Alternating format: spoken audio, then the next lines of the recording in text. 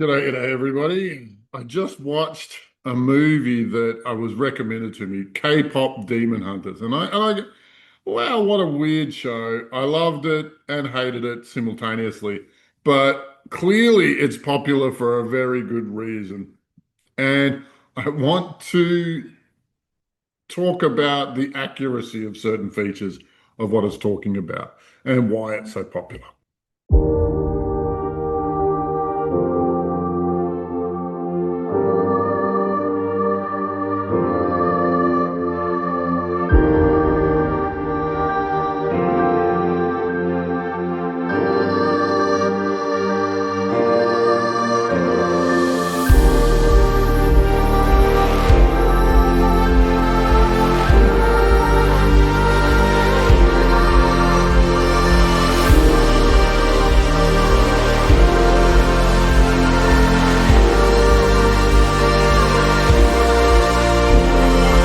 Now, for those of you who don't know me, not only am I one of the leading exorcists in the English-speaking world, but I also run a team of astral projectors and we fly around beating up demons. Like this show is actually about us, minus the saccharine sweet music and the dancing. Like this is what we do. And we've been doing it for years. If you look at this YouTube channel, it's the story of all the crazy stuff we've done over the last few years. Since the health crisis of 2020, that's what motivated us to get involved in this.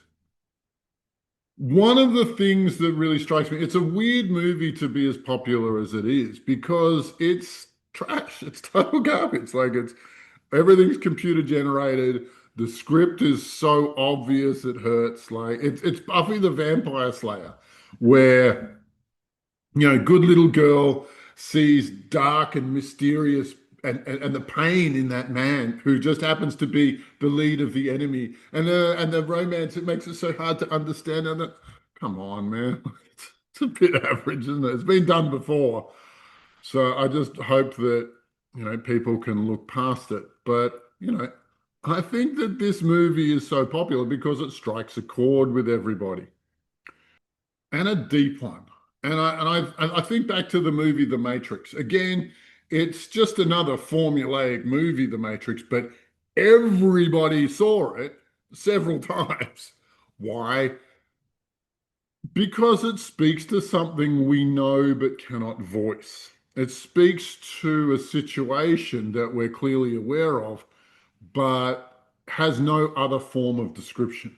And with the Matrix, it's actually been verified by the Nobel Prize winning quantum physicist of 2024. And the theory he says is that nothing is real until we interact with it. And so it's something along the lines of if there was a tree falling in the woods, would it make a sound if there was nobody to hear it? And according to the latest Nobel laureate of quantum physics, there there is a waveform potential for a tree, but it doesn't become an actual tree until there's a human around to detect it, which is the description of a matrix. Like it doesn't populate that area of the matrix until there's a player in the area um, to present it to present that creation to. And there's tons of quantum physics without boring you to tears that talks about how physics responds differently when somebody's watching as opposed to when somebody's not. But it's that whole idea that reality isn't quite real that got the Matrix onto the show. And the Matrix also talked about the enemy that is hiding behind the invisible, hiding behind the Matrix, or there's a dozen ways to describe it. But this theme reappears in K-pop Demon Hunters. I can't believe they called it that. K-pop Demon Hunters, my God. K-pop, so banal, but God bless them. They did something wonderful here. Um, but that theme that demons are just behind the invisible or just behind the world that we're in, it's 100% accurate. I've probably done somewhere in the ballpark of 30 or 40,000 hours of astral projection in my life. I live it and love it. It's everything. And astral projection is something that will get you to the other side of the veil, to the other side of the matrix.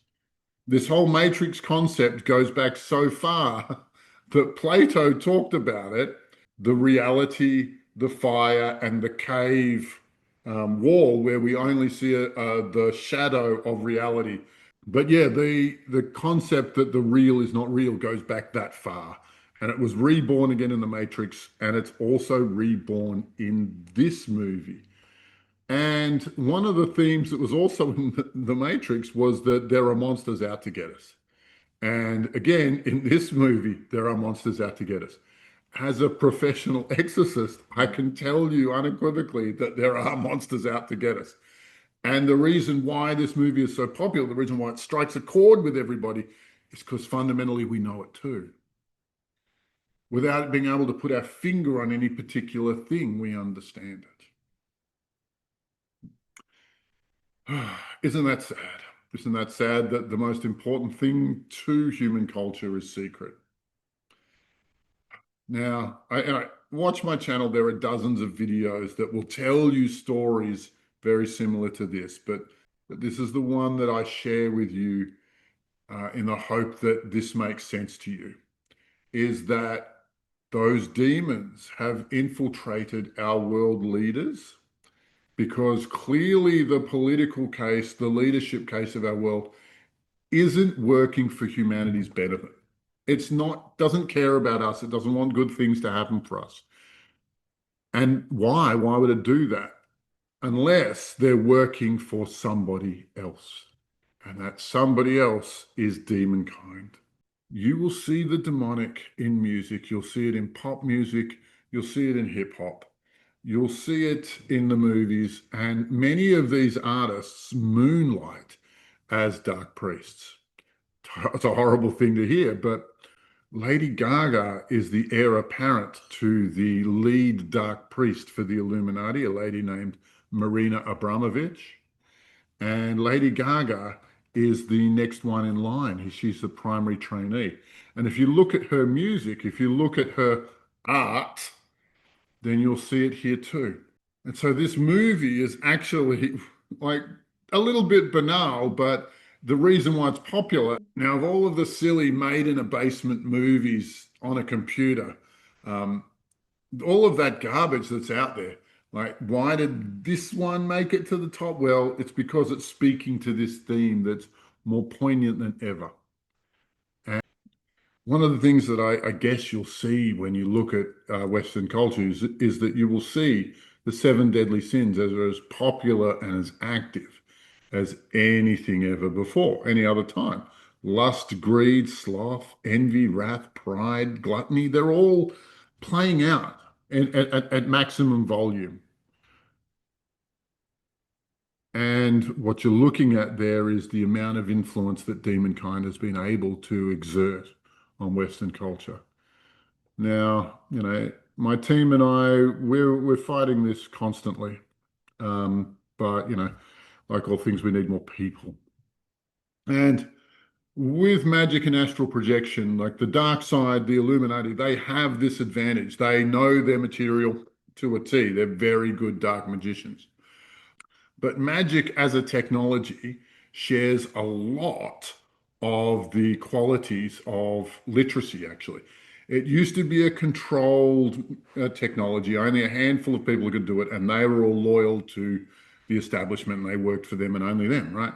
But then with the invention of the printing press, all of the peasants were able to read and write and were able to expand and grow themselves with an information-based technology. And when that happened, there was a reformation of the church, which was fundamentally corrupt, a renaissance of the old world, followed by the Enlightenment era, the Industrial Revolution, etc., that brought us to the modern world where we're at now. An astral projection has the same capacities to revolutionize human cultures in exactly the same way. It's an information-based one because you can close your eyes, go into the spirit world, the astral planes, the Narwhal, the invisible, cross the border of the matrix. So all of there's lots of different words for it. But once you go there, this will also empower humanity in untold ways because that information-based technology, which is controlled by the elites, which is controlled by a small group of people at the top, and they use it to stay on top. Once that gets widespread, they have no further hope. They have no advantage over the rest of us. But I want you to think for a second, if everybody astral projected, if everybody was psychic, then one of the first casualties would be deceit, dishonesty, lies. Can you imagine, like, if everybody can close their eyes and see what's going to happen if I play with this person, if I follow this person's lead, how's it going to work out? And if it's not good, people just don't play with them. Dishonesty will no longer pay. And in that scenario, we can actually live in a world where people can trust each other, where honesty is the natural, normal way to go, and deceit is no longer rewarded.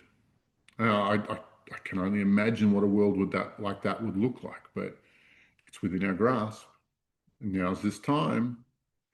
And as soon as we, as a culture, as a group, understand that demons are, literally reaching into people's minds and making them nuts and telling them the kinds of terrible, terrible things, the kind of negative self-talk that you saw in this movie, K-pop Demon Hunters.